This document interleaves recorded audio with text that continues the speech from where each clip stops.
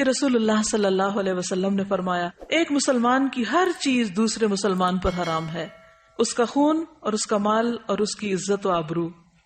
ایک اور جگہ پر آتا ہے کہ نبی صلی اللہ علیہ وسلم نے منا میں صحابہ سے مخاطب ہو کے فرمایا تم جانتے ہو یہ کون سا دن ہے؟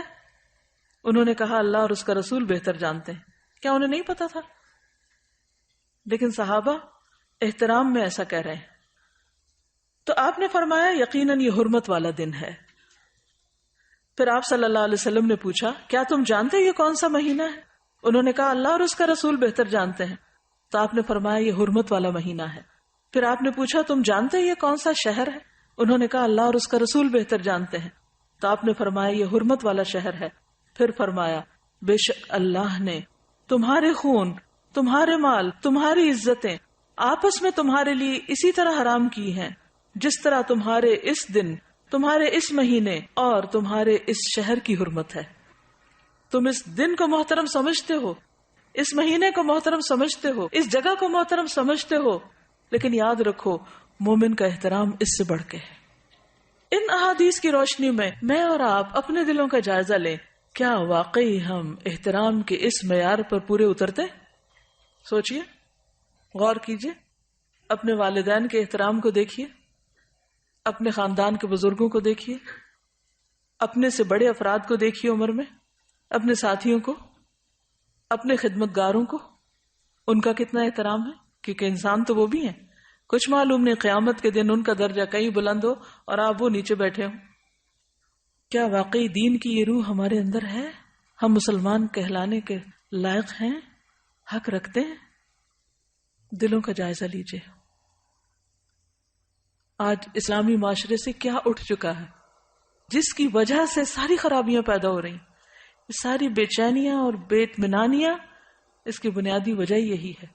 صرف آج سے اگر آپ یہ عہد کر لیں کہ کوئی بڑا ہو یا چھوٹا مجھے اس کے ساتھ عزت اور احترام سے بات کرنی ہے، تو آپ دیکھیے کہ پوری فضا ہی تبدیل ہو جائے گی۔ اور کیوں کرنا ہے؟ کیا کسی سے انعام کی خاطر؟ کسی سے کچھ حاصل کرنے کے لیے؟ نہیں۔ کیوں کریں گے ہم احترام کسی کا؟ اچھا یہ بتائیے مجھے، ہم احترام کرتے کیوں نہیں؟ احترام کیوں نہیں کرتے؟ اس کی کیا وجہ ہوتی؟ اس کے پیچھے کیا نفسیات ہوتی؟ تکبر، ایروگنس۔ ہم سمجھتے ہیں ہم اگر کسی کا احترام کریں گے، کسی کے ساتھ ہم عزت سے پیش آئیں گے تو ہم چھوٹے ہو جائیں گے، پھر دوسرے ہمارے سر پہ چڑھ جائیں گے۔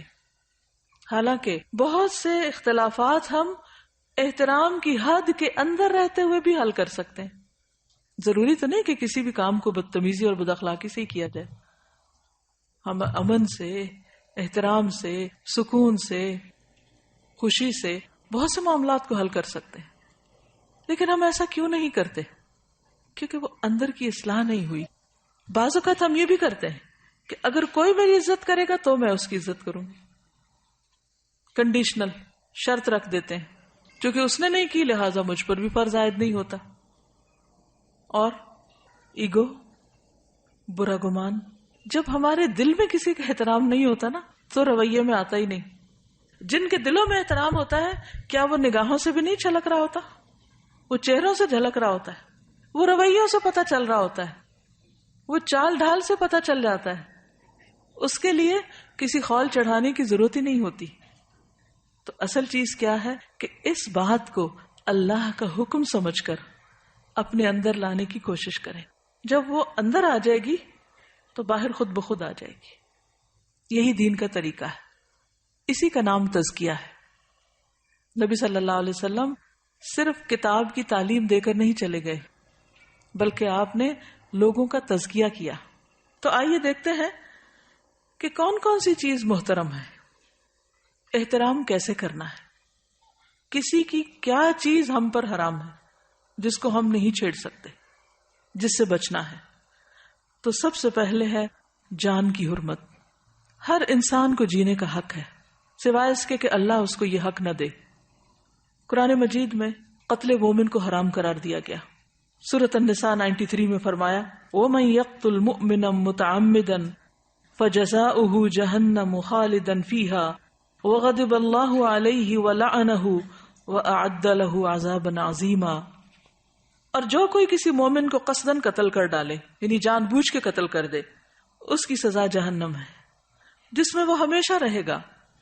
اس پر اللہ تعالیٰ کا غضب ہے، اللہ تعالیٰ نے اس پر لعنت کی ہے اور اس پر اس کے لیے بہت بڑا عذاب تیار کر رکھا ہے. حدیث میں آتا ہے حضرت ابو ہریرہ رسول اللہ صلی اللہ علیہ وسلم کا یہ فرمان ذکر کر رہے تھے کہ اگر تمام آسمانوں اور زمین والے کسی مومن کے قتل میں شریک ہوں تو اللہ تعالیٰ ان سب کو جہنم میں دھکیل دے گا. یعنی صرف ایک شخص نہیں، اگر ایک کے قتل میں 10 لوگ شریک ہیں تو وہ 10 کے 10، اور اگر سارے آسمان والے اور سارے زمین والے تو وہ سارے کے سارے. پتہ کیا چلتا ہے کہ ایک مومن کی جان اس قدر قیمتی ہے اللہ کے نزدیک کہ اس کے بدلے میں وہ سب کو سزا دے سکتا ہے اگر وہ اس کے جان لینے میں شریک ہو. آج آپ دیکھیے کہ ہمارے معاشرے میں کتنی چھوٹی چھوٹی باتوں پر قتل ہو جاتے ہیں. مثلا جائیداد، خاندانی دشمنیاں، چھوٹی سی بات سے غصے میں فلیئر اپ ہو جانا، اور شک کی بنیاد پر، کھیل میں ہار جیت پر قتل ہو رہا ہے، غیرت کے نام پر، بعضوں کو صرف شک کی بنیاد پر، گمان کی بنیاد پر، تعصبات کی بنیاد پر، مذہبی بنیادوں پر، حسد کی وجہ سے. کسی دن کا کوئی اخبار اٹھا لے بغیر کسی امتیاز کے، کوئی اخبار کسی بھی دن کا قتل کی خبر سے خالی نہ ہوگا. اور وہ بتا رہی ہے کہ میاں بیوی میں جھگڑا ہوا، بیوی نے 6 ماہ کی بچی کو چھت سے اٹھا کے پھینک دیا. ان گنت کہانیاں ہیں قتل کی، حالانکہ اللہ کے نزدیک اتنا بڑا جرم، اور پھر خصوصاً بے گناہ کا قتل. رسول اللہ صلی اللہ علیہ وسلم ایک خطبے میں فرما رہے تھے، امید ہے کہ ہر ایک گناہ اللہ تعالیٰ معاف فرما دے گا سوائے اس شخص کے جو کسی مومن کو جان بوجھ کر قتل کرے، جو کسی مومن کو جان بوجھ کر قتل کر دے، یا جو شخص کفر کی حالت میں مرے. اور قیامت کے دن سب سے زیادہ مفلس وہ شخص ہوگا کہ جو بہت سی نیکیاں لے کر آئے گا لیکن اس کے ساتھ ساتھ اس نے کسی کو گالی دی ہوگی، کسی پہ تہمت لگائی ہوگی، کسی کا مال کھایا ہوگا، کسی کا خون بہایا ہوگا، کسی کو مارا ہوگا. سب لوگوں کو اس آدمی کی نیکیاں دے دی جائیں گی، اور اگر اس کی نیکیاں ان کے حقوق کی ادائیگی سے پہلے ختم ہو گئیں تو ان لوگوں کے گناہ بھی اس آدمی پہ ڈال دیے جائیں گے، پھر اس کو جہنم میں ڈال دیا جائے گا. وہ صرف اپنے گناہوں کی سزا نہیں بھگتے گا بلکہ اس کے ساتھ ساتھ باقی سب کے گناہوں کی سزا بھی بھگتے گا جن پر اس نے دنیا میں ظلم کیا تھا. حدیث میں آتا ہے نبی صلی اللہ علیہ وسلم نے فرمایا، اس ذات کی قسم جس کے قبضے میں میری جان ہے، مومن کا قتل کرنا اللہ کے نزدیک تمام دنیا کے تباہ ہونے سے زیادہ ہے. سوچئے اس بات کو، یعنی تمام دنیا کا زوال، تمام دنیا کا ختم ہو جانا. اللہ نے دنیا میں کیا کچھ بنایا ہوا، سمندر ہے، پہاڑ ہیں، دریا، درخت، طرح طرح کے پھل، بے شمار نعمتیں، آپ گن نہیں سکتے دنیا میں جو کچھ ہے. لیکن اللہ نے یہ سب کچھ کس کے لیے بنایا؟ انسان کے لیے بنایا. اور اگر انسان کو کوئی ختم کر دے تو باقی چیزوں کی کیا ویلیو ہے؟ کچھ بھی تو نہیں. لہذا پوری دنیا کا زوال ایک طرف اور مومن کا قتل ایک طرف، اتنا سنگین اور بڑا جرم. قتل کرنا تو جرم ہے ہی، مسلمان بھائی پر اسلحہ لہرانا بھی منع ہے. حدیث میں آتا ہے رسول اللہ صلی اللہ علیہ وسلم نے فرمایا، جب مسلمان اپنے بھائی پر اسلحہ لہرائے یعنی مثلا تلوار ہے تو اٹھائے، یا چاقو دکھائے، یا کوئی بندوق کی نالی اس کی طرف پھیرے، تو فرشتے ہمیشہ اس پر لعنت کرتے رہتے ہیں یہاں تک کہ وہ اس کو نیام میں داخل کر لے، یعنی واپس ڈال لے. یعنی کسی کی طرف اسلحے کے ساتھ پوائنٹ آؤٹ کرنا جو ہے وہ بھی منع ہے. کہا یہ کہ اٹھا کے کسی کو کچھ مار دے کوئی. اچھا، اس کو کیوں منع کیا گیا؟ اس پر کیوں لعنت کی گئی؟ یعنی اسلحے کو لہرا کے کسی کو ڈرانا یا اس کی طرف اس کا رخ کرنا. کچھ پتا نہیں کہ کس وقت غلطی سے ہی گولی چل جائے، یا شیطان اس کو صرف کھیل کھیل میں دکھاتے ہوئے دوسرے پہ جا مارنے کی دعوت دے. خوف زدہ کرنا بھی منع ہے. میں جانتی ہوں ایک ایسی ماں کو جس کا تڑپ تڑپ کر برا حال تھا، اور اس کی وجہ صرف یہی تھی کہ دوست اکٹھے تھے، ان کے پاس اسلحہ تھا، اور وہ صرف جوک کر رہے تھے، اور اسی میں گولی چل گئی اور بچہ فوت ہو گیا. اور اس ماں کو کسی پل کسی پہلو قرار نہیں آ رہا تھا کہ یہ کیا ہو گیا. وہ جانے والا تو چلا گیا، لیکن لواحقین پیچھے جتنا تڑپتے ہیں اس تکلیف کا بھی آپ اندازہ کیجئے. اور اس میں انٹینشن نہیں تھی، قتل خطا تھا، لیکن کیا تھا؟ اس حدیث سے لا علمی کہ مذاق میں بھی یا کسی بھی طرح آپ لہراؤ بھی نہیں، نکال کے کسی کو ڈراؤ بھی نہیں. آج کل بچوں کے ٹوائز بھی بعض اوقات ایسے ہوتے ہیں، واٹر گنز جو ہیں ان میں پانی بھر کے ایک دوسرے کے اوپر پھینکتے رہتے ہیں اور وہ اسی کی پریکٹس ہوتی رہتی ہے. موویز ایسی دیکھتے ہیں، گیمز ایسی ہیں کہ جس میں باقاعدہ بیٹھ کے وہ سب کچھ اسکرین کے اوپر ہر وقت خون دیکھ رہے ہیں. تو آپ دیکھیے کہ جب اتنا کرائم دیکھا جاتا ہے تو پھر ذہن مسخ ہو کے رہ جاتے ہیں، اور پھر ان کرائمز کو کرتے وقت جھجک ہی نہیں ہوتی، حیا ہی نہیں ہوتا، کوئی خوف ہی نہیں ہوتا. بعض اوقات مائیں بچوں کی طرف جو بھی چیز ہاتھ میں ہوتی، چوری ہو، کینچی ہو، چمٹا ہو، کچھ ہو، کوئی سلائی ہو، اس سے بھی وار کرتی رہتی، اور بعض اوقات چھوٹ بھی جاتا ہے، تو اس سے بھی بچنا چاہیے. ابن عباس سے روایت ہے کہ نبی صلی اللہ علیہ وسلم نے فرمایا، لوگوں میں سب سے زیادہ مبغوض اللہ کے ہاں 3 لوگ ہیں، سخت ناپسندیدہ. نمبر 1 حرم میں ظلم کرنے والا، نمبر 2 اسلام میں جاہلیت کا طریقہ تلاش کرنے والا، اور نمبر 3 کسی شخص کا خون ناحق طلب کرنے والا، یعنی کسی شخص کے پیچھے پڑنے والا کہ وہ ملے تو اس کو مار ڈالے. ایسا شخص جو صرف تلاش ہی کر رہا ہو. بات کرتا ہے ٹارگٹ کلنگ، یعنی کچھ لوگوں نے اس کو ایک مذاق بنایا ہوا ہے یا ایک کھیل بنایا ہوا ہے، یا کچھ لوگوں کو اپنے ٹارگٹ پہ رکھا ہوتا ہے کہ فلاں فلاں کو مار ڈالنا ہے، اور اس کے لیے وہ راستے تلاش کرتے رہتے ہیں.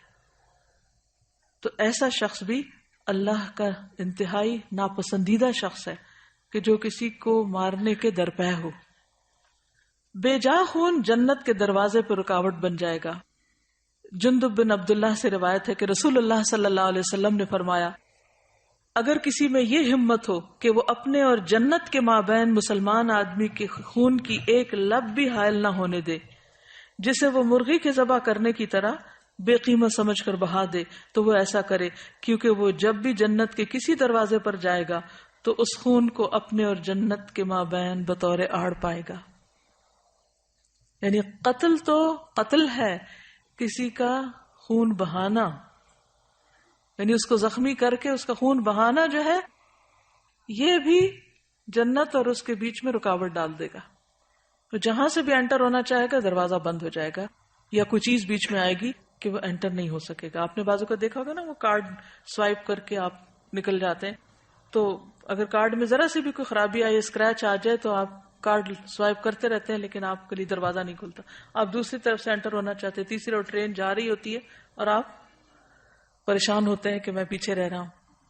اس لیے کسی کے ساتھ کسی بھی قسم کی زیادتی حرام ہے. قتل حرام ہے، اسلحہ لہرانا باعث لعنت ہے، اور اسی طرح کسی کے قتل کے درپے ہونا اور اس چیز کو سوچنا یا کہنا، یہ بھی ناپسندیدہ ہے. آپ نے دیکھا ہوگا کہ بعض اوقات تکیہ کلام کے طور پر لوگ کہتے ہیں I'll kill you. سنا کبھی آپ نے؟ اس سے بھی بچیے، کیونکہ اگر آپ دن میں 10 دفعہ یہ کہہ رہے ہیں تو آپ کے اعمال نامے میں لکھا جا رہا ہے. اور بعض لفظ ہم جب بار بار بولتے ہیں تو کیا ہوتا ہے، لاشعور میں چلے جاتے ہیں، اور پھر بعض اوقات انسان اچانک ایسی کوئی غلطی کر بیٹھتا ہے کہ جس کا وہ سوچتا نہیں ہے، اس نے سوچا نہیں ہوتا، لیکن اسے وہ بھول چکا ہوتا ہے کہہ کے کہ میں یہ کہتا رہا ہوں. اب جتنی بار بھی اس نے ایسا کہا وہ سب اس کا